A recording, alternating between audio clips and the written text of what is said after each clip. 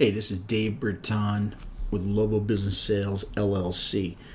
Wanted to talk a little bit about items going into 2021 and how this may affect looking to exit your business.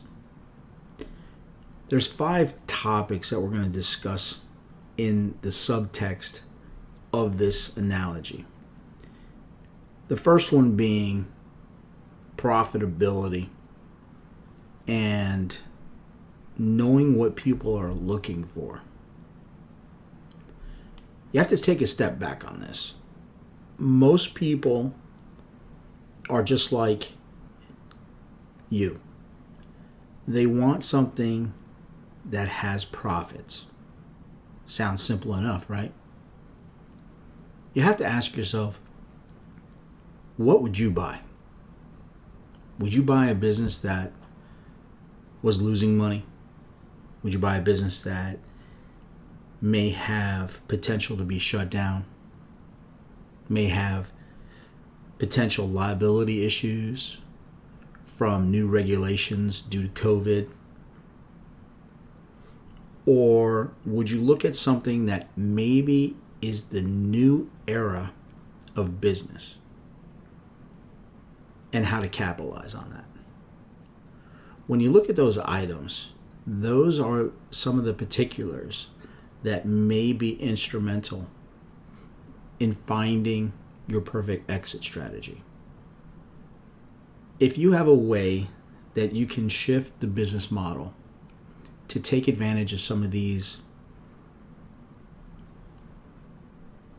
options, those are instrumental in gaining a higher valuation for your business or selling the business at all.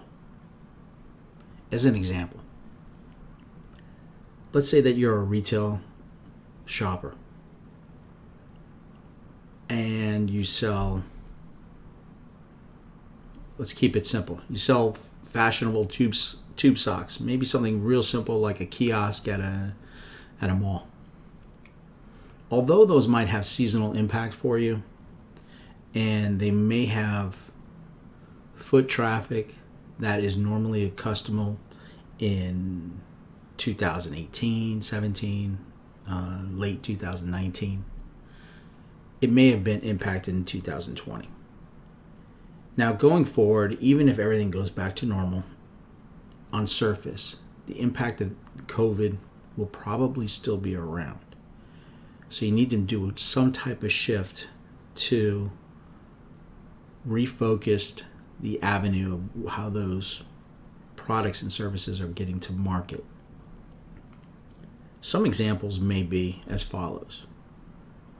Using the tube sock as an analogy, maybe collecting email addresses and offering a sock of the month club or an online coupon discount code for returning visitors, or maybe doing bulk sales to online resellers where maybe you're not the end point of sale, but you're offering it as a wholesale distribution.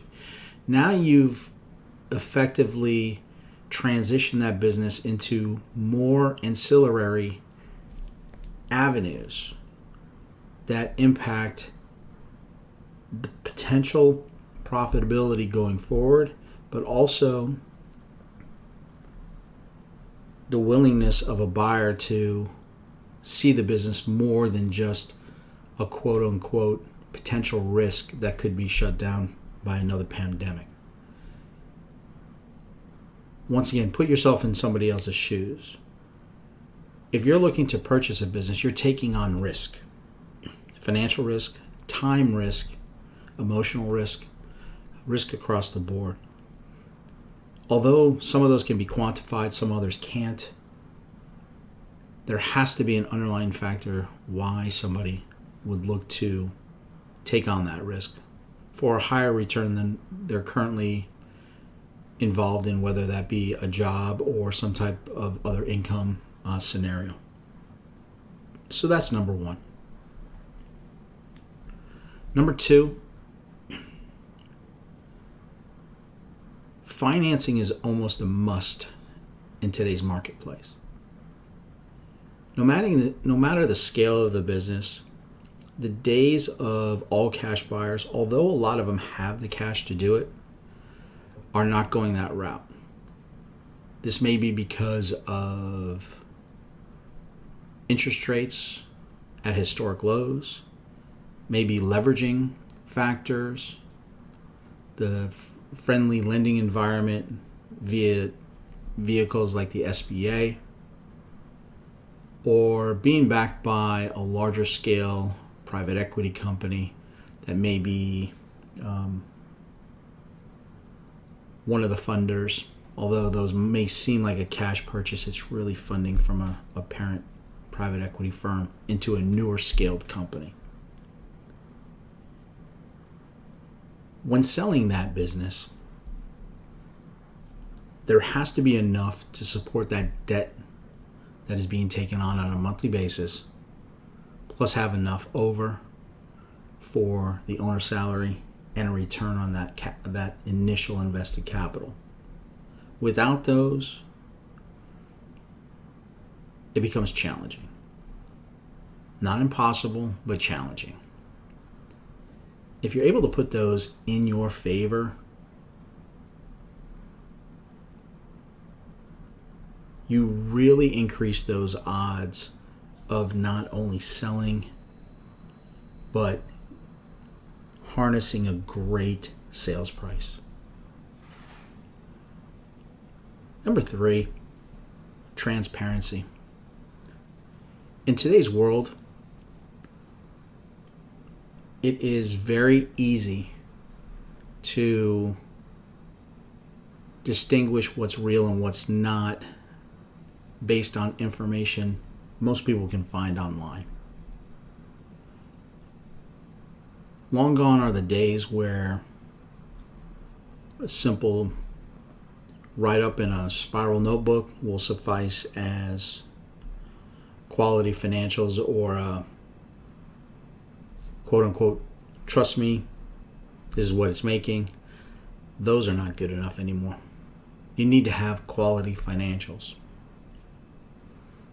There are many programs that even the most basic business can utilize online with some type of bookkeeping software, accounting software. There's a lot of ranges of professionals that can be outsourced depending on the scope of the business. But when you're able to clearly articulate what the financials are and be transparent in all aspects of those financials, it greatly enhances all probability of a successful business sale and a higher sales price. The next item is the comfort level of training and transition as the business transfers to a new owner. Put yourself in a buyer's shoes. Whether you started your business yourself that you're looking to sell, maybe acquired it from another party, or inherited it. Those first few days, months, sometimes years are a little scary. It's because of the unknown. Yes, there's excitement, but there's a little bit of anxiety of the unknown. As time goes on, a lot of these items are commonplace, become part of the daily routine. Those are items that kind of get brushed off as you own a business longer, but can be absolutely fearful for a new owner. By keeping the ability or the willingness to be there, maybe as a hand holder, a safety net, a coach, It can be referred to in a lot of different metrics, but just simply being there as some type of support adds to the comfort level. This in and of itself will show belief in the business to the new business acquirer. If the person that's coming in knows that they can count on you to either be there in person, virtually, video calls, telephone calls, online chat, etc., for a period of time, that enables them to really get that comfort level to where you are now as you're exiting the business. That really assists in bringing down the barriers, bringing down that fear level, and actually increasing the level of confidence in moving forward to complete the purchase of the business. So it does help with the sale, and it does help justify or solidify that asking price that is being looked for. The final item is just being realistic. Realistic of all surroundings. Most people say be realistic of price. That is an obvious factor. But you need to be realistic of the surroundings. What's going on in the world? What's going on in your local community? What's going on in your business environment? How is the state of the city, state, county, municipality? There's a lot of factors that go into that. If there is an overall anxiety, that most likely will be reflected in a price. Some people may hold off on either exiting or purchasing a business because of these anxieties. But knowing that they're there and either adjusting for them or illustrating how they can be quantified in some level will assist in that business exit and transfer. These are just some ideas that I was thinking of as we're coming to a close of what has been a